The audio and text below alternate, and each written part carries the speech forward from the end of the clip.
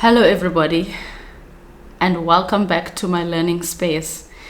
So after yesterday's video and the harmonic minor series part 1 and playing of the harmonic minor up chordally, I just couldn't stop thinking about it, because in my mind I was like, I really want to get you guys to understand how much this can really help you in terms of understanding harmony.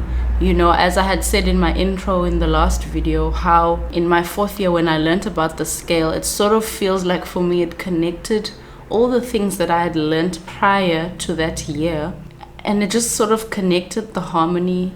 It helped me with my composition, and it helped me just understanding the functionality of harmony in a way that I had never before. So I feel really passionate about this, and so I woke up this morning, I couldn't sleep at about 7 a.m.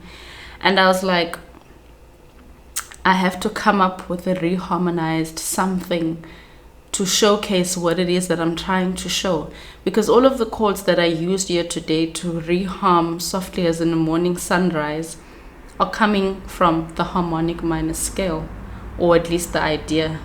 Let me show you how. So let's do a quick revision of what we did last time. We talked about harmonic minor, and we played harmonic minor up the scale. And so we understand that chord 1 is half diminished, chord 2 is minor flat 5, chord 3 is major sharp 5, chord 4 is minor 7, 5 is dominant, 6 is major, or it can actually also be sharp 11, because it's an available tension here in the scale. Chord 7 is fully diminished, and well, it resolves back to 1. So now with that understanding, all of these chords are technically available for you when you are playing a tune within that scale. So long as the melody agrees with the chord that you are substituting, you should be fine. Now, when it comes to reharmonization, I think a lot of the times we tend to think that it's all about the theory. And the theory is all good and well, having harmony knowledge is all good and well, but you first need to understand what sort of sound you are trying to achieve. I know for me, I'm always trying to make something sound like the sun is coming out, like it's a new day, like a sound of hope, I don't know. And I know that I can achieve this by substituting the minor by its relative major. I always kind of get that sound when I do that, or when I do a flat 7 approach, I achieve that sound. So first of all, you need to know what sound are you trying to achieve, or else your reharm is just going to sound like a bunch of chords that have been coined together by just because you know a whole lot of chords, but they don't really, touch, they don't really feel. So this is what I tried to do with this song. I started on the chord 4. Part 2 of this reharm series, we need to go back to beginner theory, and we need to say chord 1 and chord 3, if you remember in theory, are relative chords because they sort of function in a similar way. In fact, they function almost in the same way, chord 1 and chord 3.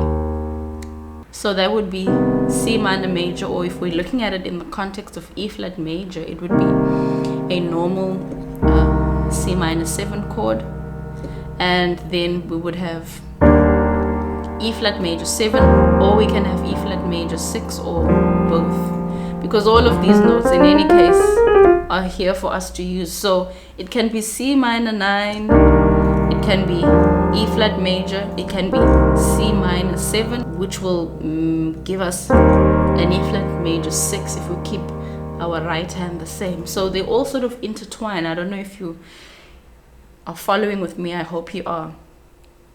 So chord 1 and chord 3, chord 2, chord 4, and chord 6, we know, are chords that function in a different way to chord 1 and chord 3, but within themselves they function pretty much the same.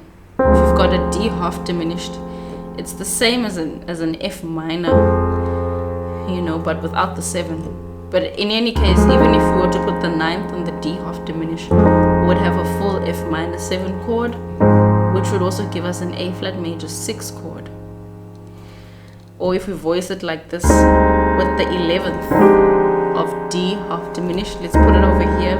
This will give me a F minor 9 chord, but it can also be an A flat major 7th chord. You know what I mean? So it's kind of like even if I play all of this like here, this will give me a F minor 11. This will give me an an A flat major 9. So these 3 chords, 2, 4, and 6, function the same way. Why is this useful? Well, if you've got a 2 chord, then you'll know in a tune where I see a 2, I can either replace it by the 4 chord, or I can replace it with the 6 chord from harmonic minor. If I have chord 1, I know I can substitute it by the 3 chord, which happens to be the relative major as well. Now the missing chords here are just chord 5 and 7, which obviously are the same, because chord 7 it's merely a voice leading. Okay, so which functions exactly the same as G7. Okay, so what I did here is I was like, okay, I sort of want to stray away from this whole idea of the song starting on 1.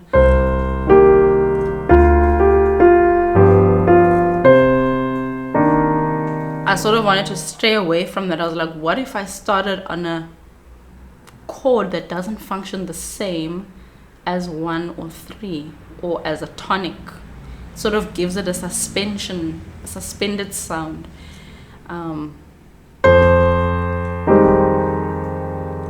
I can definitely start on chord 4, because this melody will belong to F minor, you know, it'll sound nice over F minor 9.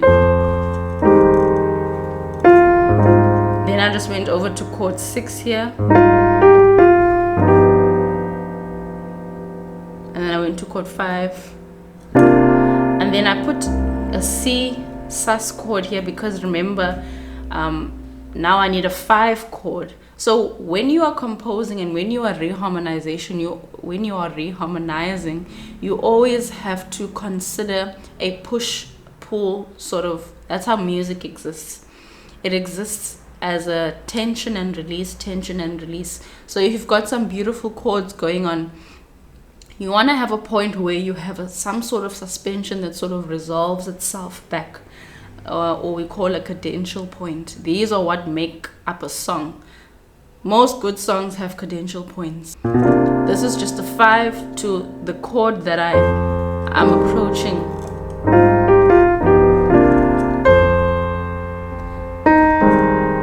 And that's a sus. I made it a sus chord because the melody was on F.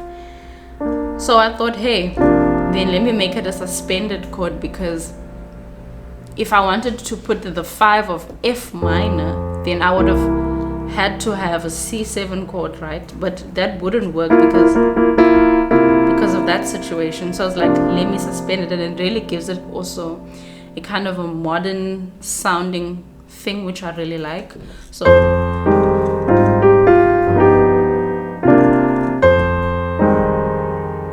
all of these chords fit beautifully with the melody. Here, as I mentioned earlier in the beginning of the lesson, that this chord 6 in a melodic, chord 6 in a harmonic minor can be sharp 11, and I'm doing this here as well. This I explained, chord 5 can have this tension because it's coming from C harmonic minor. And then I put the suspension now on the 2.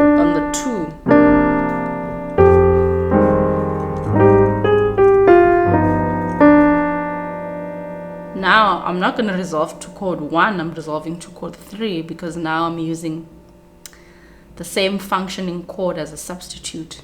So I'll do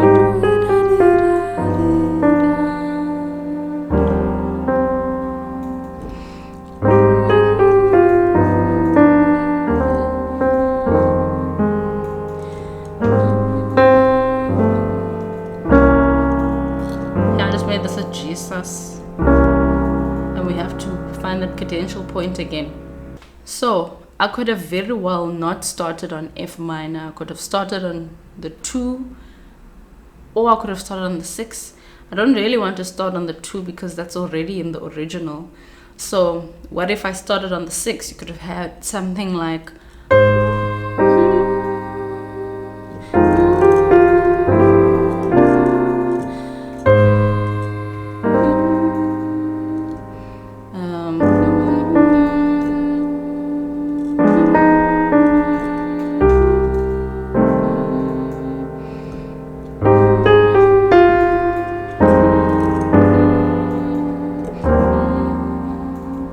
still sort of takes me back to the same place.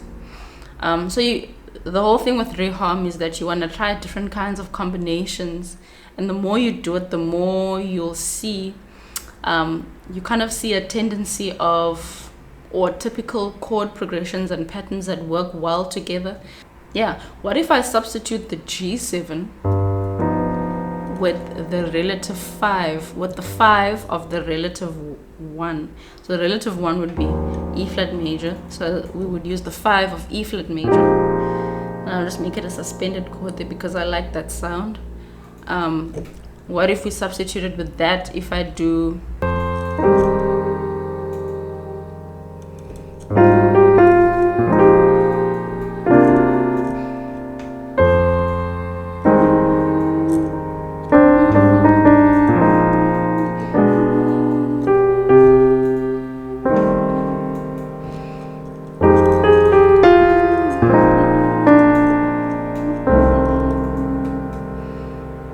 works as well, because these chords are actually sort of all diatonic-ish, not really diatonic, but they are relative to each other. They all share similar functions and they are connected to each other, so it doesn't really change the sound that much, but it's definitely a fresh sound to the ear.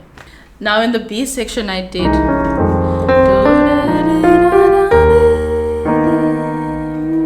and here this is just a submediant. You call it submediant. It's just a 4 resolution to the 1, minor 4 resolution.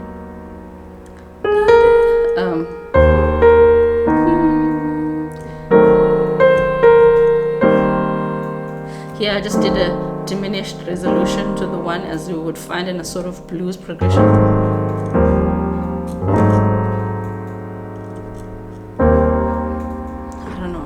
I don't know if that makes sense.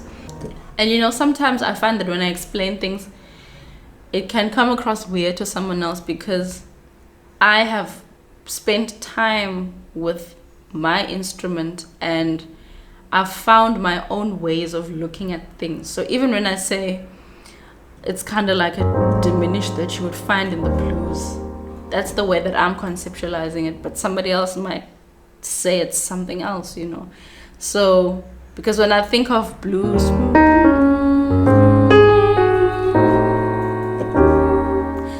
that's kind of the way that I was thinking. Anyway, so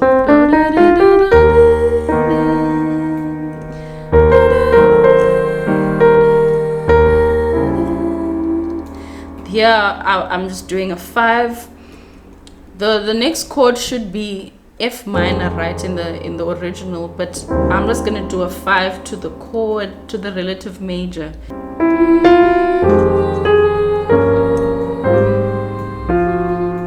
And I'm also working my way up the scale.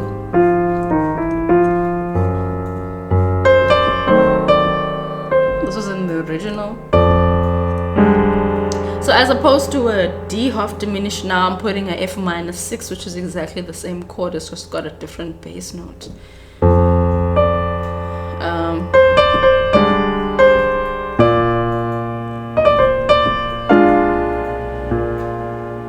As opposed to the G7, now I'm playing the 5 of E flat. So I just found an opportunity here because in my A section I have to go back to F minor. So it's like, since I'm on this B flat, another thing to keep in mind is you want to have a bass movement that's sort of good. You don't want to have too many jumpy intervals. So if I can see that this B flat is approaching my C sus here, so it's like, or C altered.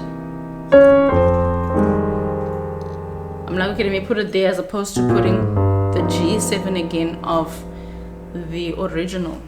And that's that. I hope this was useful.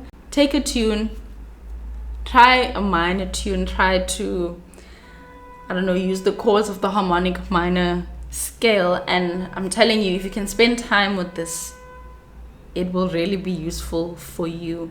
It was really useful for me in terms of my composition. It really changed the way in which I composed and just harmonized melodies in general.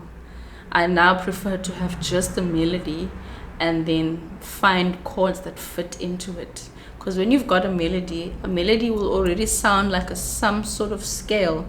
And when you're able to take that scale and break it up into chords, you'll find beautiful sounds that fit that melody. I can assure you.